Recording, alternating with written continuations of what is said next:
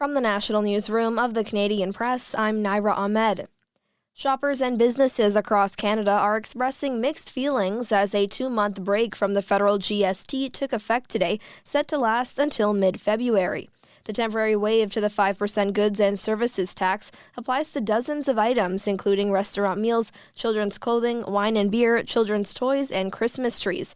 However, plenty of exemptions do apply.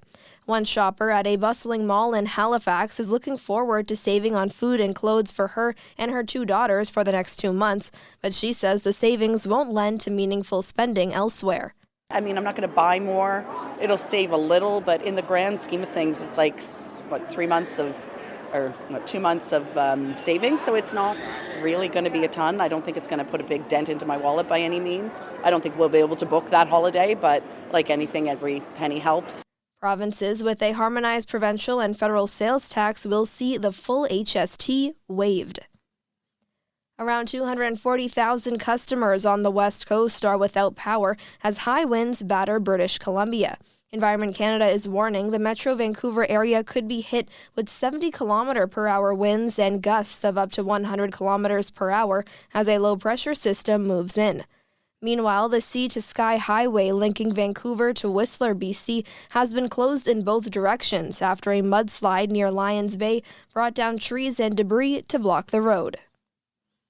An internal review says the RCMP's Police Dog Training Center has been plagued by staffing shortages, low morale, and rundown facilities that pose health risks to officers and canines.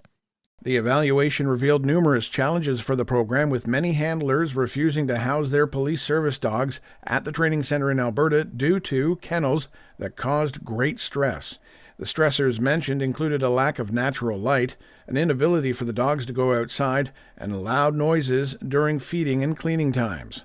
Possible hazards were also reported, including choking from chewing on peeling flooring, lead poisoning from eating paint flakes, and respiratory disease due to poor ventilation. Rob Westgate, The Canadian Press. And one of the world's smallest and most endangered turtle species was found dead on the shores of Quebec's Magdalen Islands last week for the first time. Kathleen Martin from Canadian Sea Turtle Network says the turtle typically migrates from the Gulf of Mexico, and it's highly unusual to find one so far north. And so we're going to see, I believe, more turtles like this little Kemp's Ridley showing up. We're going to have to do more to keep these animals safe. It's going to have to be just really a priority for Canadians. Martin says the warming waters caused by climate change may explain what brought the turtle to Quebec shores. This is the Canadian Press.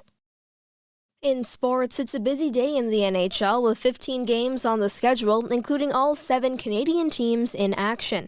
First up, the Edmonton Oilers host the Vegas Golden Knights. The Montreal Canadiens visit the league-leading Winnipeg Jets. The Ottawa Senators host Pittsburgh. The Toronto Maple Leafs are in Detroit. The Calgary Flames welcome Florida. And Boston visits the Vancouver Canucks.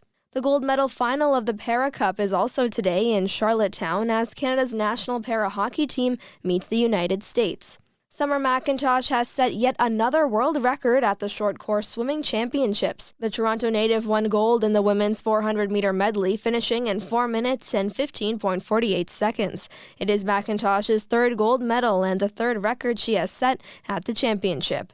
And Canada has earned 5 medals at the short track speed skating World Cup in Seoul. The women's relay gold marked the Canadian team's 3rd consecutive victory on the World Tour circuit. From the Canadian Press, I'm Naira Ahmed. Thanks for listening. Don't forget to follow and subscribe. For more of today's top stories, visit thecanadianpressnews.ca.